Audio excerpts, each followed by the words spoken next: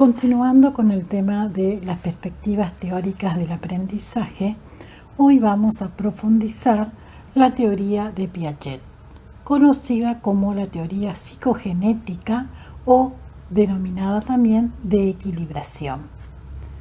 Se denomina de esa manera porque los estudios psicogenéticos tratan a los conocimientos desde la infancia, es decir, desde el punto de vista de su génesis o el proceso de formación. Para ello, Piaget explica en 4 grandes etapas denominadas, en la primera de ellas, sensoriomotriz, luego la etapa preoperacional, las operaciones concretas y por último las operaciones formales. Este es un contenido en el cual nosotros no nos vamos a detener porque ustedes lo profundizarán en la asignatura de sujeto.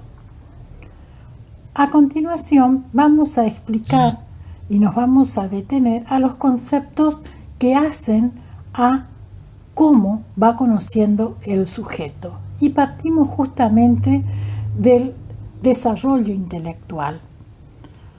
Él dice que este desarrollo intelectual es una secuencia de sistemas de conocimientos que se encuentran en una estructura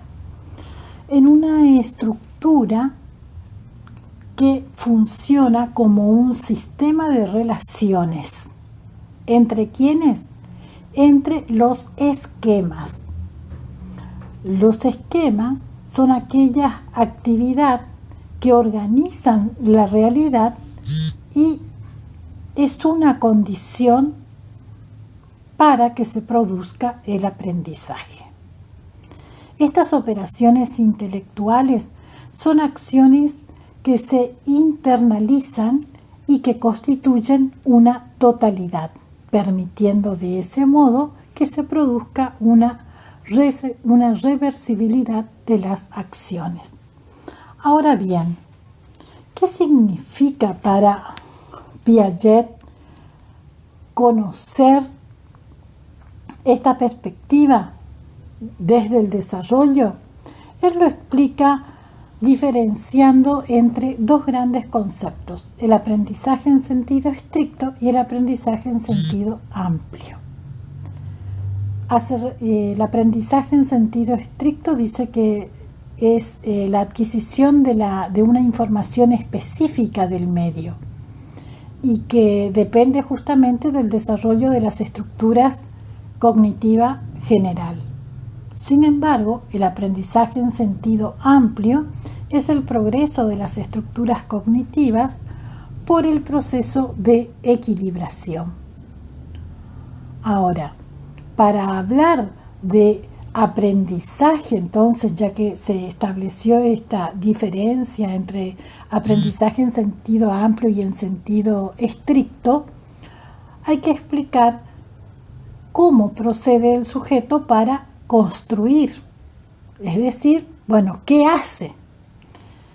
El progreso cognitivo está regido por un proceso de equilibración, es decir, que el comportamiento y el aprendizaje se deben interpretar en términos de equilibrio.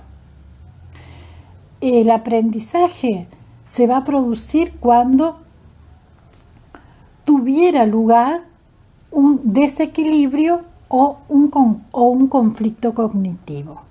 Ahora bien, ¿qué es lo que está en equilibrio y puede entrar en conflicto? La asimilación y la acomodación, que son 2 procesos que el sujeto ante un nuevo conocimiento se contacta. Entonces, el proceso de asimilación es aquel proceso por el cual el sujeto interpreta la información del medio en función de sus esquemas. Se conoce adaptando las cosas a la forma y el conocimiento a los conceptos. Las cosas son como nosotros quisiéramos que fuesen si nos quedamos en la asimilación. porque al captar la información de la realidad lo hacemos justamente desde nuestros esquemas, por lo tanto hay una mirada subjetiva. Sin embargo, en el proceso de acomodación, dice que es un proceso de modificación de cualquier estructura causada por los elementos que se asimilan.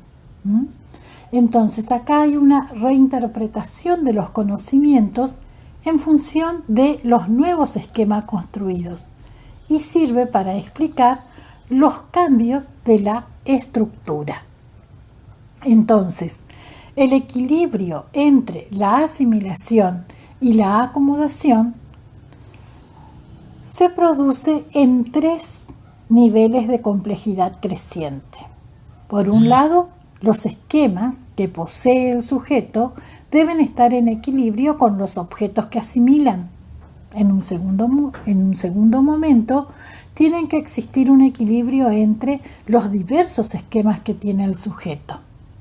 Y en tercer lugar, la integración jerárquica de esquemas previamente diferenciados. Ahora bien, ¿cómo se supera ese proceso de desequilibrio o conflicto cognitivo? Se supera de 2 maneras, dice Piaget. Por un lado, el sujeto da respuestas adaptativas y respuestas no adaptativas. Cuando el sujeto tiene o está ante una situación de respuesta no adaptativa es porque no se toma conciencia del conflicto existente y por lo tanto no se produce ningún tipo de contradicción en la estructura. El sujeto no hace nada para modificar los esquemas y no se produce ningún tipo de acomodación. En cambio, las respuestas adaptativas, el sujeto es consciente de ese conflicto o perturbación e intenta resolverlo. ¿De qué manera?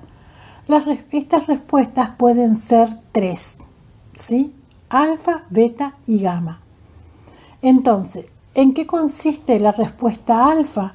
Dice que la perturbación puede ser muy leve y entonces no se produce ningún tipo de modificación en el sistema. O puede ser también muy fuerte.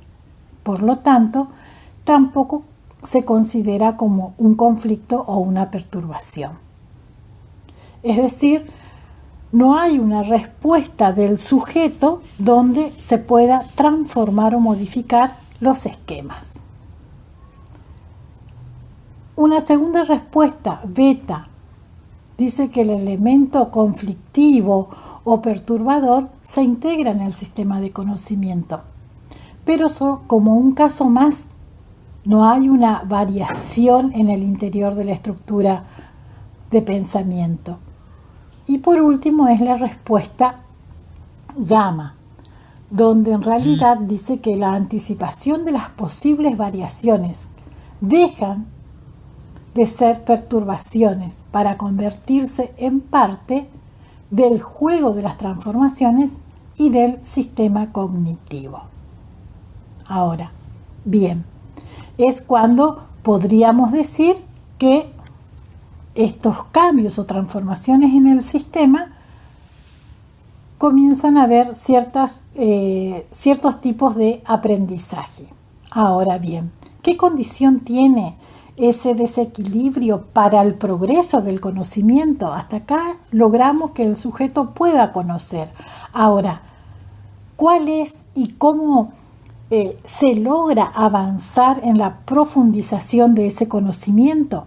Bien, Piaget lo explica con 3 niveles de jerarquía, ¿sí? Uno de ellos es el análisis intraobjetal, donde el sujeto lo que primero hace es descubrir las propiedades de los objetos o los hechos analizados o los nuevos conceptos, ¿sí? El ejemplo que por lo general hacemos es, tomamos la manzana, ¿sí? Entonces, estamos descubriendo las propiedades, ¿sí? Las características específicas de esta fruta que es la manzana, que tiene propiedades que son diferentes al resto de las frutas. Luego tenemos el análisis interobjetal, donde se establecen relaciones entre los objetos, que ya identificamos en el análisis intraobjetal, explican las transformaciones que se producen en situaciones causales. Es decir, esta manzana como fruta que conocimos anteriormente, cuáles son sus propiedades específicas como fruta, acá puede sufrir modificaciones y se puede convertir, por ejemplo, en dulce, en torta, en distintos tipos de jugos y bebidas. Y por último, el análisis transobjetal, es decir, el vínculo que tiene este objeto de conocimiento, como es la manzana, entre las diversas relaciones construidas. ¿Y cuáles pueden ser esas relaciones de la manzana? Bueno, puede ser en qué lugar se produce, cuál es el clima específico para que crezca esta manzana como fruta, cuál es la tierra, ¿sí? Cuáles son a los lugares donde son trasladada esta fruta. Es decir, todo lo que deriva de la manzana son las relaciones que se van estableciendo y que se van construyendo. De esta manera es como Piaget explica que el sujeto también va logrando aprender, ¿sí? Va logrando conocer. Entonces, primero es necesario, ¿sí?, las características del objeto de conocimiento. Luego, que se puedan establecer relaciones con el objeto mismo. Y tercero, las diversas relaciones y vínculos que se pueden construir a partir de ellas. De esta manera, nosotros estamos dando los 3 grandes momentos donde identificamos qué se aprende, ¿sí?, o qué se tiene en cuenta, qué se conoce desde la teoría de Piaget y cómo se conoce, ¿sí? Entonces, en este recorrido del cómo se conoce, vimos que a partir desde el conflicto cognitivo y las respuestas adaptativas que tiene el sujeto, va logrando un conocimiento que va de lo particular a lo más general. A partir de ahora, cualquier duda que tengan lo pueden hacer, como lo venimos haciendo, en el foro del aula virtual. Muchas gracias.